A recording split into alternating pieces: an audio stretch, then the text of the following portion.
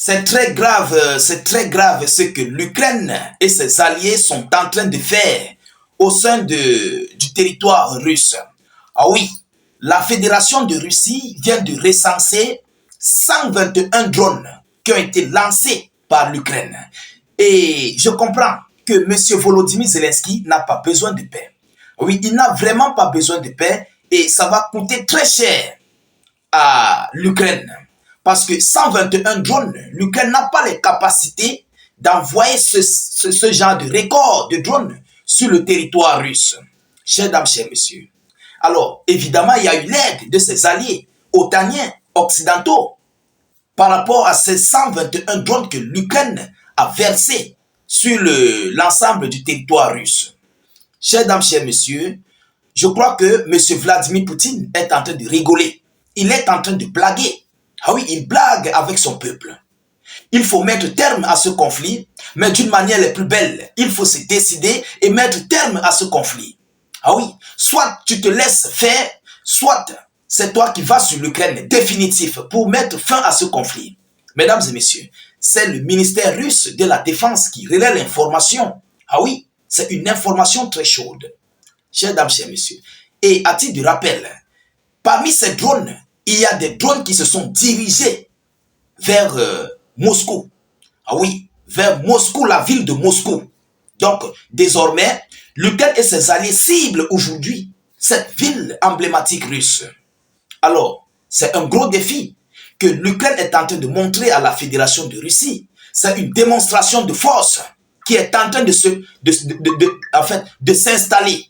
Vous comprenez? Mais permettez-moi de vous donner l'annonce officielle et puis nous allons entrer tout droit dans les profondeurs par rapport à cette actualité. Et j'aimerais bien que vous puissiez vous acquitter à vos droits de contribution à la réalisation de nos vidéoconférences. Vous savez, la répétition est pédagogique. Donc, sécurisez la vidéo au maximum avec beaucoup de j'aime. Mettez beaucoup de partage. Partagez la vidéo au maximum. N'hésitez pas, s'il vous plaît, de mettre beaucoup de commentaires. Même si vous n'avez rien à écrire, faites des cœurs en commentaire ou encore écrivez « Salut état d'urgence » en commentaire. Et abonnez-vous à nos différents canaux YouTube, Facebook. C'est très important. Alors, mesdames et messieurs, qu'est-ce que la Russie dit? La Russie affirme avoir abattu 121 drones lancés par l'Ukraine. Mais ce n'est pas l'Ukraine à elle seule qui a envoyé ces 121 drones. Ah oui, c'est énormissime.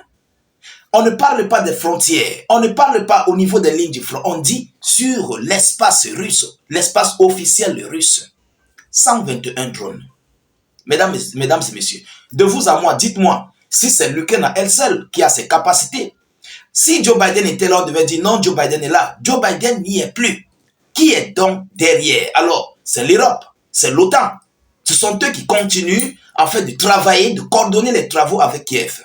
Alors, mesdames et messieurs, le ministère de la Défense russe a déclaré vendredi que les systèmes de défense aérienne avaient intercepté et détruit 121 drones lancés dans la nuit par l'Ukraine. Les drones ont été abattus au-dessus de plus d'une dizaine de régions russes. Plus d'une dizaine de régions russes, a précisé le ministère sur Telegram.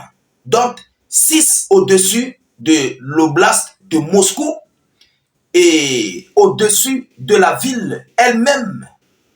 Tandis que d'autres ont visé notamment les territoires qui bordent l'Ukraine et Kursk.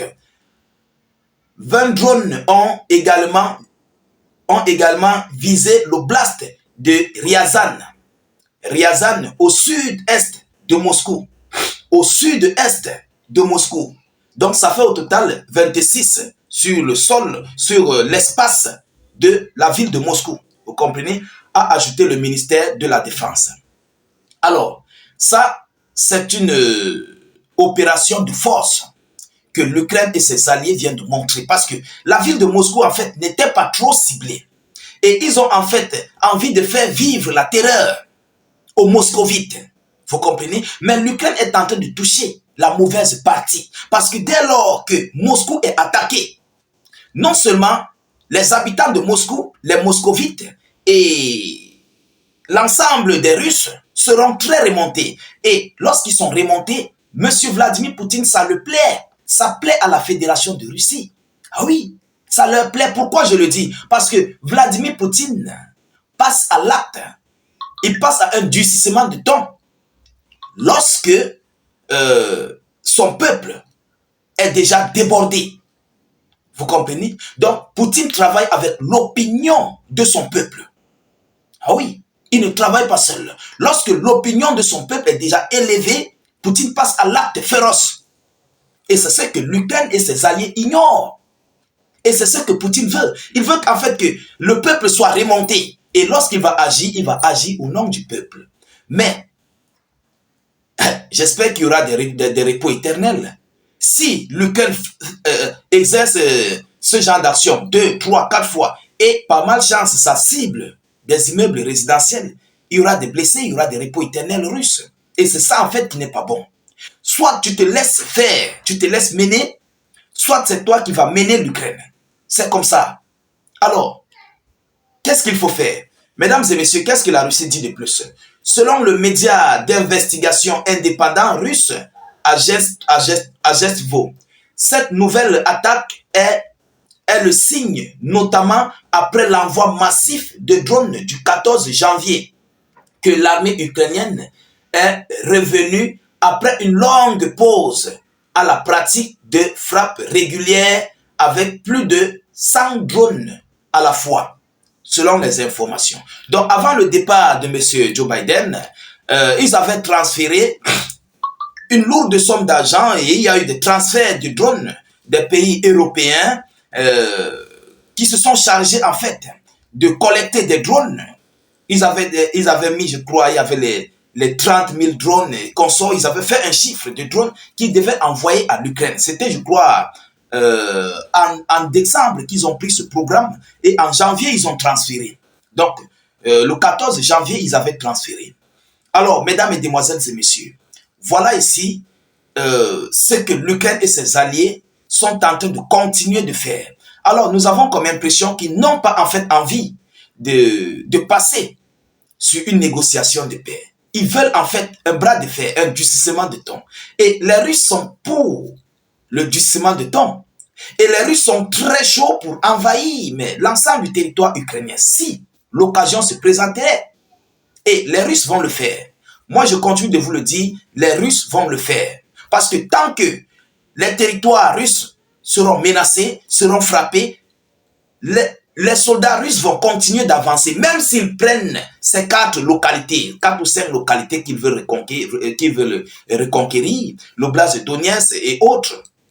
Ils vont continuer d'avancer jusqu'à ce qu'ils sentent que, à ce niveau, les drones ne peuvent plus frapper sur le sol russe.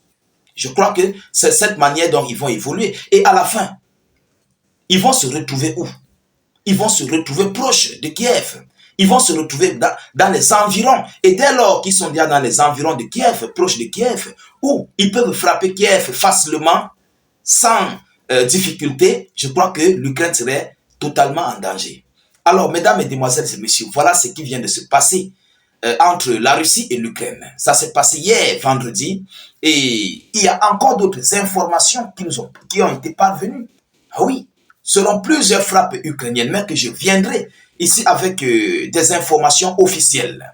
Alors, notre but, c'est d'informer plus de millions de personnes et, en fait, de vous donner l'information vraie, vérifiée et vérifiable. Alors, je ne veux pas vous perdre assez de temps. Partagez la vidéoconférence dans tous les groupes possibles. Mettez cette vidéo partout à travers les 4 coins du globe. N'hésitez pas, s'il vous plaît, de mettre suffisamment de commentaires. Même si vous n'avez rien à écrire, vous pouvez écrire « Salut, état d'urgence » ou encore « Vive la paix dans le monde ». Le monde a bel et bien besoin de paix. Nous avons besoin de paix. Voilà, abonnez-vous à nos différents canaux de réalisation, YouTube, Facebook, et n'hésitez pas d'activer la cloche de notification pour ne plus rater nos prochaines émissions. Voilà, c'est ça qui vous permettra en fait de recevoir les vidéoconférences en temps réel, de recevoir les notifications sur vos différents téléphones et de nous lire facilement. Vous comprenez, c'est très important. Donc, mettez beaucoup de commentaires. Même si vous n'avez rien à écrire, écrivez « Salut, état d'urgence » ou « Vive la paix dans le monde ». Je vous reviens tout à l'heure pour une prochaine série d'actualités. Soyez encore salués une fois de plus. Ciao, ciao.